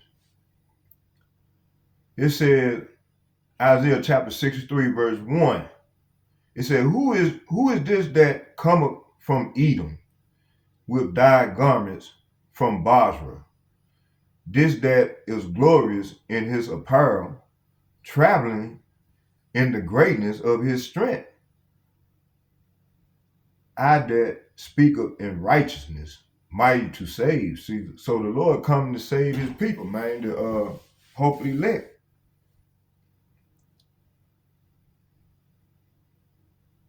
Verse 2, it said, Wherefore art thou red in thy apparels, and thy garments like him that treadeth in the winepress. See, the Lord ain't coming back to the kumbaya moment. The Lord coming back killing, man. Finna do a lot of killing, man. He finna do a lot of killing, him and them angels. That's why you been seeing a lot of chariots, man. We've been seeing a flux of chariot in this last week or two. It said, wherefore art thou red in thy pearls, in thy garments like him that treadeth in the wine fat. Verse 3, I have trodden the winepress alone, and of the people there was none with me, for I will tread them in my anger, and trample them in my fury, and their blood shall be sprinkled upon my garments, and I will stain all my raiment. For the day of vengeance in my heart, and and the year of my redeem is come. And I looked, and there was none to help me. I wondered that there was none to uphold. Therefore my arm brought salvation unto me, and my fury it upheld me. And I will tread down the people in my anger, and make them drunk in my fury, and I will bring down their strength to the earth. See, so the Lord finna get ready to come and bring these devils down, man. It's what's coming. Okay. Let me pause for a minute right there. Okay.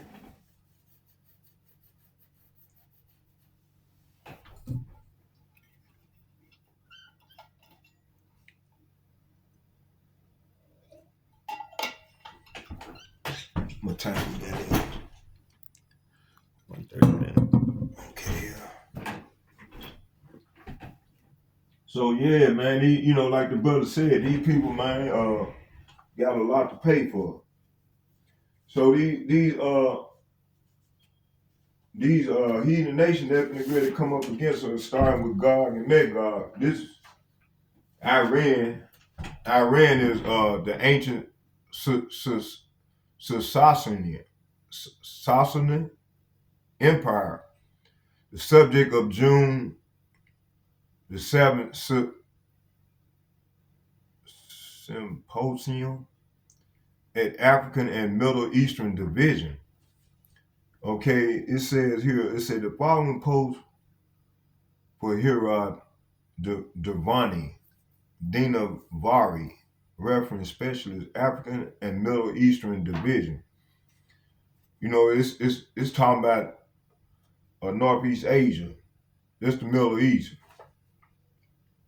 It said each year the Library of Congress, African and Middle Eastern Division, AMED, holds an all-day symposium focusing on the ancient Near East city or civilization for the 2017 AMED Near East section organized a one-day seminar on the legacy of Sasanian Persian dynasty. The Sasanians ruled a large empire in Central and Western Asia, stretching from the Oxus River to the Euphrates, and from Hindu Kush, present-day Afghanistan, Pakistan border region, to the eastern Arabia. For over 400 years, 224 to 651 AD, known as the Iran Shah, the domain of Iran. It was a powerful empire and guarded much of what came to be known as the Iranian culture in the medieval and modern periods. Okay.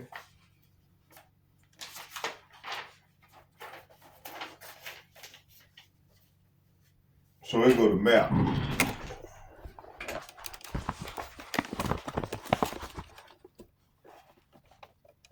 So go to map right here, Northeast Asia.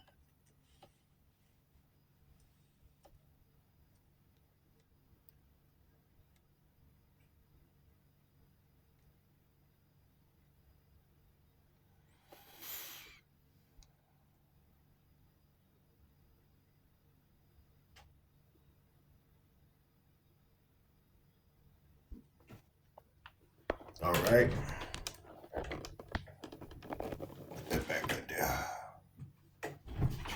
Okay, it says Sassanid map, Arthur Arab League, 26 January 2008. In the last decade, I have been following the scholarly research of the Sasanian imprint, not only in Iran, but also in the history and heritage of a greater Middle Eastern, the Caucasus, Central Asia, Horn of Africa, and the Eastern Mediterranean region.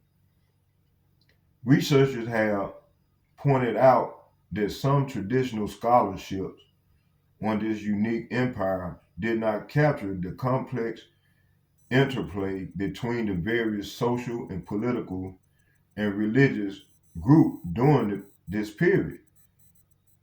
In past decades, however, a cadre of new scholars from the United States, Israel, Armenia, Iran, Iraq, and Central Asia and Russia have stepped up to a plate and addressed these challenges.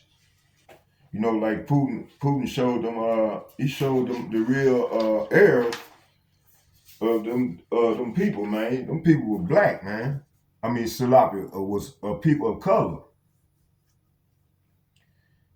Investors of Odyssey, the first 224 441 creator Jonah Lennering.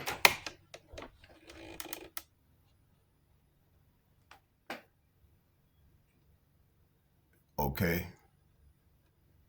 This one I'm reading, this one I'm pulling from.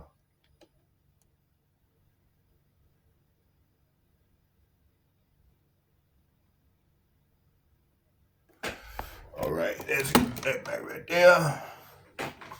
Okay, it said investor of Artisar, the first 224 and 441 creator Jonah Lennering. The Sasanian traditionally were seen by many as the last ancient and pre-Islamic empire of the Middle East. Some regarded the Sasanian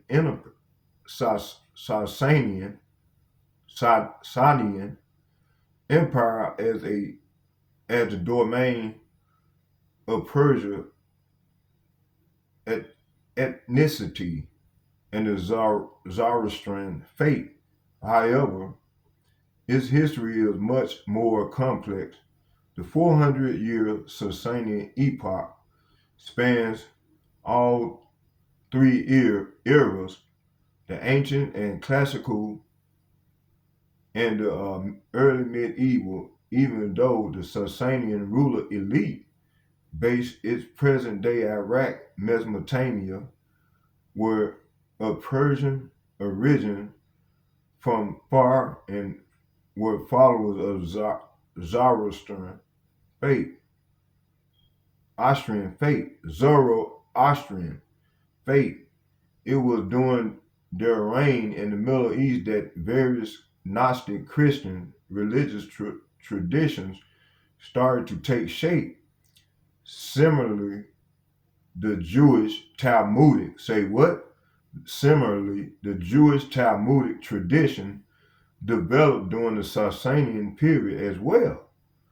The east of the empire in present-day Afghanistan and Central Asia, Buddhist, Zoroastrian, Christian, and Monashian religious traditions all flourished and interacted with one another during this period as well. Linguistically, even though Pahlavi, Middle Persian, was official language of the Sasanian court and the Zoroastrian priesthood, multi-ethnic empire.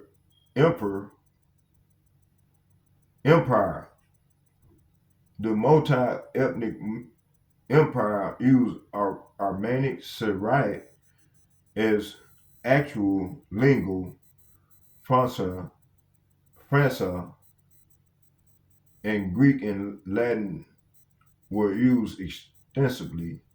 The Sasanian Empire officially came to an end after it was defeated in the Islamic Caliph.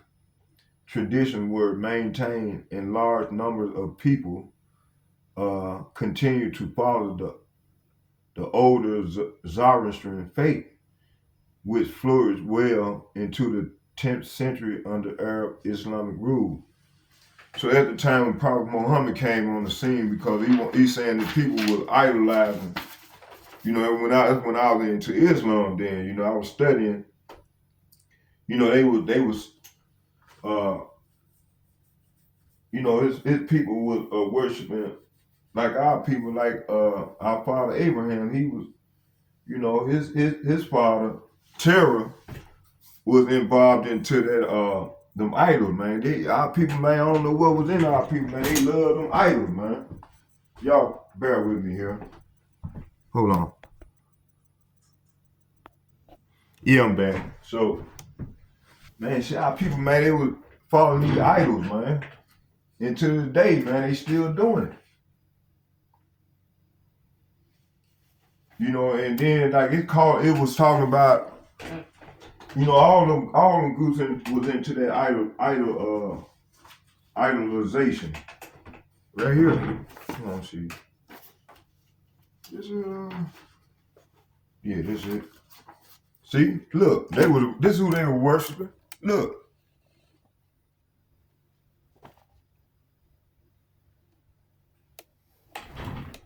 Look. And some of them symbols, they worship to this very day. You see? These customs.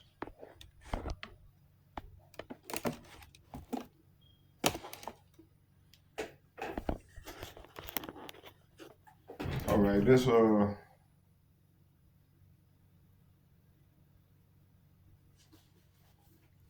image here, I just stopped off.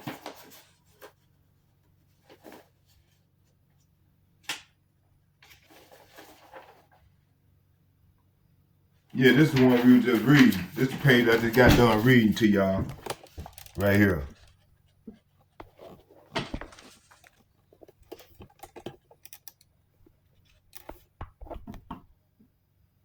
Hold on here. It's a lot better.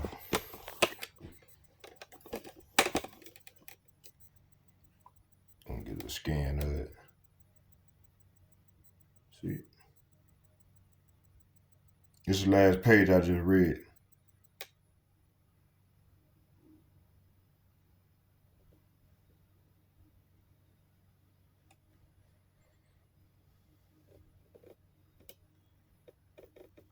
Okay. Now, let's go into this page here.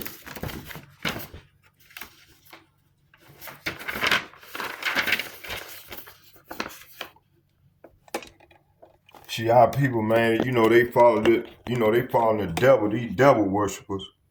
And this is what they into now.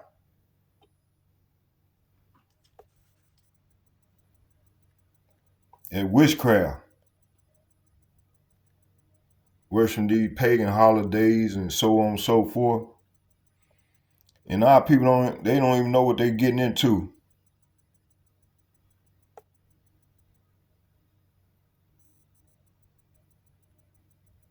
Okay, I'm gonna read this page now.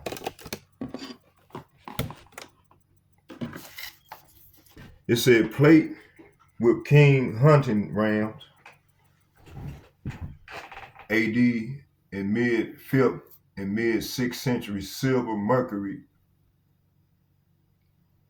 gilding, Nilo inlay, It's Sessions 30, 33, 34, 33. It's a viewing gallery 405 Metropolitan Museum of Art from Oxus and Euphrates. It said the Sasanian Empire, a three-panel multidisciplinary conference featuring 9 experts and scholars from various fields of study and drew upon ancient and classical history, Persian and Central Asia studies, and Near Eastern religious and confessional traditions. Showcase was the legacy and the culture of the Sasanian, with topics ranging from Sasanian history to literature and inscriptions and art. This discussion focused on new research that looked at the interaction of the Sasanian Empire with various cultures and civilizations, and on its periphery in Central and South Asia, and the Caucasus and the Arabian frontier. To give more context to the rich and cosmopolitan Sasanian era, a panel was dedicated to look at the philosophical and religious diversities within in the empire. It examined the dialogue interaction between. Here goes some of the art. It said that the Zoroastrian traditions and various Christian, Syriac, Armenian, and Greek Orthodox traditions, as well as the Jewish Buddha, Manichaean, and later Islamic traditions that flourished during the various centuries of the Sasanian dynasty. Sasanian dynasty, 249 BC, AD 651, translated by Stuart Gilbert and James Emmons, New York Gold Press, 1962, Library of Congress, General Collection. So I'm not gonna read all this, but I'm gonna show y'all right here. See?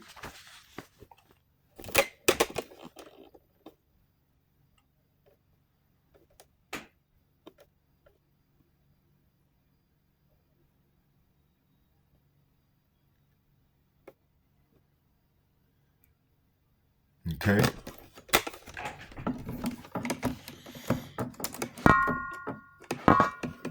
Let's get back to the scripture. Okay, hold on, still a little bit more. Let's keep reading.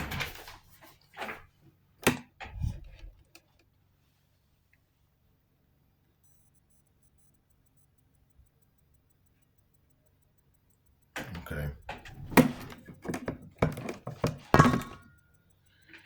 It says here, the last panel focused on the literature, inscription, sculpture, art, and legacies of the Sasanian through the ages. The Zoroastrian and Pahlavi texts survived well into the 11th century during the reign of the Arab Islamic Abbasid court in Baghdad, and had a strong impact on later classic Persian Islamic work such as the Shahnameh. The culture continually of the Sasanians through the centuries to the present day was also showcased by 2 presentations examining the influence of Sasanian sculpture on the 19th century Qajar dynasty in Iran, as well. The presentation on the way Sasanian themes in Asiatic shaped modern Iran dance and brought Sasanian legacy from the ancient time to the present. Tariq Qarsa, one of the ancient world's largest art from the Sasanian capital city Ctesiphon, a few miles from the modern Iraq capital city of Baghdad.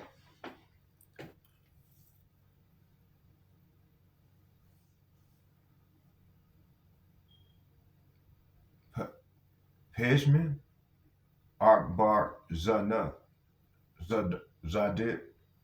fall 2017, used with permission the African and Middle Eastern Division of Incorporation with the Iranian American alumni of the Aborts High School help fund and host symposium on the legacy of the ancient Persian Sasanian Empire amid work closer with two top experts in Sasanian period, Dr. Tarab Darye Masih, Chair in Persian Studies, Cultural Director is Samuel M. Jordan Center for Persian Study Culture, University of California at Irvine, and Dr. Kardad Razakani, Associate Research Studies at Princeton, and selecting the main theme at the conference below is a program of the whole day conference, including the list of participants. Okay. So yeah, man, this is all the participants. So this modern day people.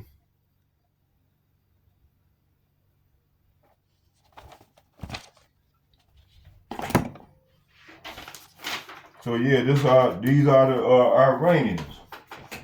You know, they all turned against one another now. So all praise to Yahweh Hashem Yahushua. So they, you know, the BRIC nation is controlled by Russia, which is God and Magog. They can come up against America, man. Let's go into oh yeah, we still got some more to read. Let me see here.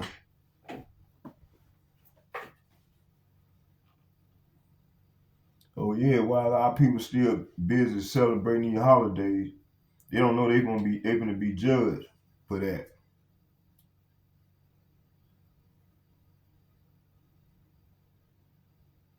Let's go here to Joel chapter 3,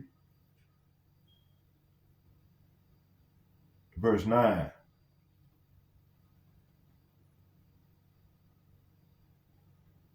Joel chapter 3, verse 9. It said, proclaim ye this among the Gentiles.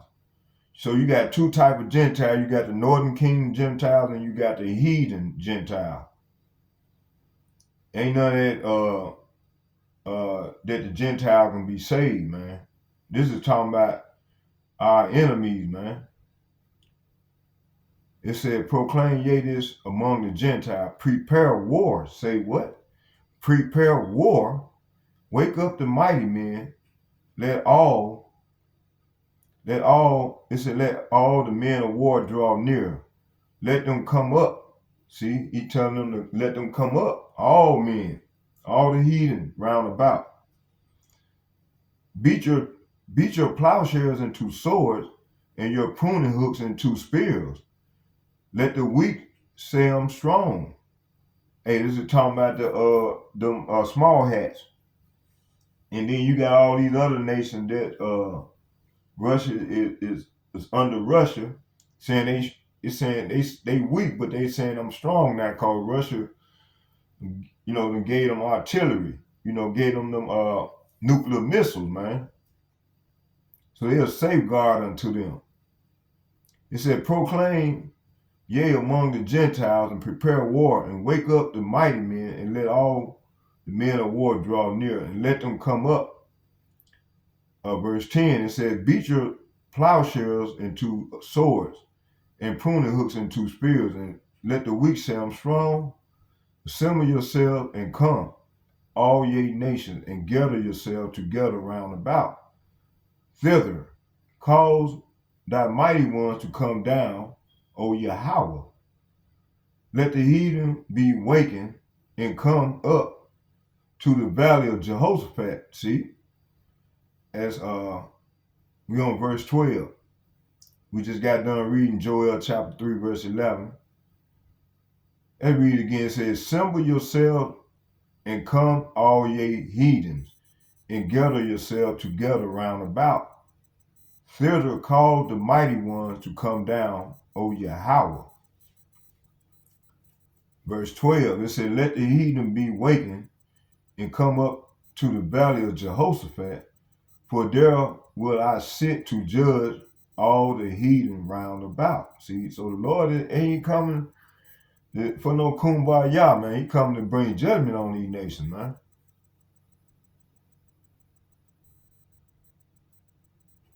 Verse 13, it said, put ye in the sickle, put in ye the sickle, for the harvest is ripe. Come, get you down, for the press is full, and the fat overflow, for their wickedness is great. Multitude in the valley of decision, for the day of Yahweh is near in the valley of decision. See? Behold, I will make Jerusalem a cup of trembling into all people round about. When they shall be in siege against Judah, see, and somebody here in America and wherever we at, you know, we spread it throughout the whole earth, the four corners of the whole earth. It said, behold, I will make Jerusalem a cup trembling unto all people round about, and they shall be in siege both against Judah and against Jerusalem. See? Zechariah chapter 12, verse 3 and 4, it said, in that day will I make Jerusalem a burdensome stone for all the people, all that burden themselves with it shall be cut in pieces. See, the Lord gonna give his hopefully elect men, man, power. And all the people of the earth be gathered together against it, see? So they're gonna come up against the Lord's land. You know, we don't have no might in our hand to fight off our enemy, man. So we're gonna have to trust in the Lord. We're gonna have to be like our forefather Daniel, when he was in the lion's den, you see. You know, hey, before all that happened, we're gonna have to go through that tribulation, and I'm gonna go into that in a minute. I want to finish reading this. So all this gonna be playing out. You know, you're gonna have things going on simultaneously. So this gonna be this is in play. It's gonna increase. This is where the evil increase. You see. Hold on here. Yeah, okay, let me see. Let's finish this on off and then go into the great tribulation with some of them verses.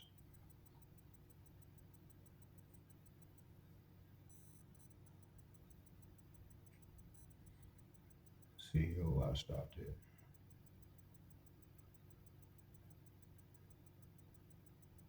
Okay, Zechariah chapter 12, verse 3 to 8. It reads, Zechariah chapter 2, verse 2 to 8. And it reads, behold, I will make Jerusalem a cup of trembling unto the people round about, when they shall be in the siege both against Judah and against Jerusalem. That's when we're going to be into the Jacob's trouble. And in this great tribulation, it said, in that day will I make Jerusalem a burdensome stone for all the people. All that burden themselves with it shall be cut in pieces, though all the people of the earth be gathered together against it. Verse 4, it said, in that day, saith Yahweh, I will smite every horse with astonishment, and his riders with madness, and I will open my eyes upon the house of Judah, and I will smite every horse of the people with blindness. And the governors of Judah shall say in their heart, the inhabitants of Jerusalem shall be my strength, in Yahweh of hosts, Yahweh thy power of hosts.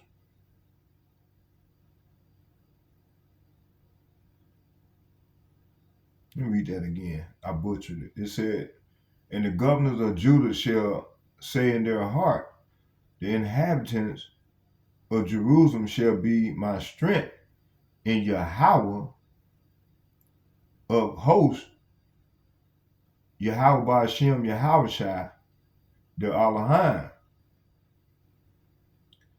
It says here, verse 6, it says, in that day will I make the governors of Judah with an heart of fire among the wood, and like a torch of fire in a sheaf.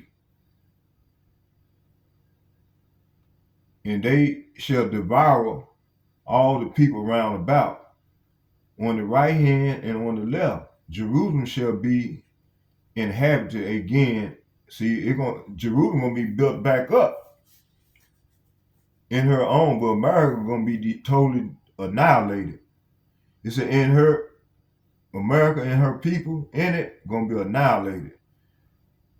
The 2/3. It said again in her own place, even in Jerusalem. Verse 7, Yahweh also shall save the tents of Judah. They're talking about the remnant, the hopefully elect, that the glory of the house of David and the glory of the inhabitants of Jerusalem do not magnify themselves against Judah. In that day shall Yahweh defend the inhabitants of Jerusalem, and he that is feeble among them at that day shall be as David. The Lord gonna give them that power. Gonna get them new bodies. It said, in the house of David shall be as God. Say what? So the Lord gonna give them new bodies. We're gonna be as God. It said, the house of David shall be as God, as the angel of Yahweh before them. See? Zechariah chapter 14, verse 1, and I'm gonna read from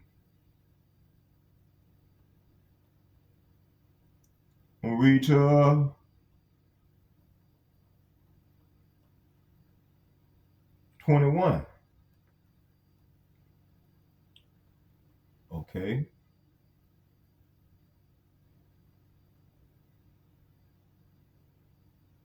Before we go there, let's do this here. Let's go into this tribulation. Because in the midst of that tribulation, man, Lord gonna give his hopefully elect men that power. Let's go into this, the tribulation. Let's start here.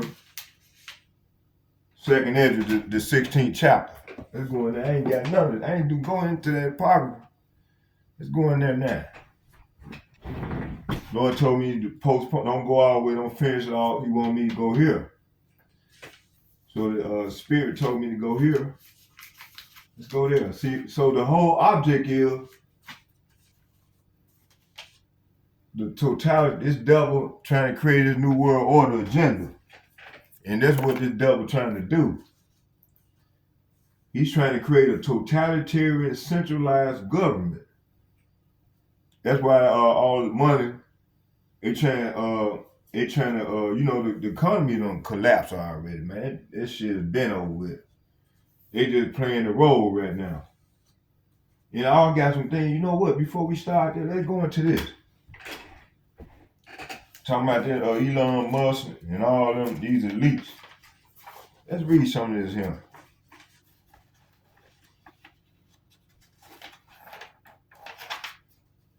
It says, in the fourth industrial revolution, this is this beast system, the fourth beast of Daniel's vision. Let's go into this. It said, there has been a lot of talk in recent months about something called the fourth industrial revolution. its concept was coined by a man named Klaus Schwab. It says Schwab, founder of the World Economic Forum, and published in a book written by the professor. At the same time, there have been a lot of talk recently on the internet surrounding that's their unicorn. The internet is the unicorn. It says surrounding recent global events such as pandemic and the war in Ukraine, to name a few. People have begun to question whether or not we live in the last days before Yahweh's return. No shit, Sherlocks. Klaus Schwab, Salafi.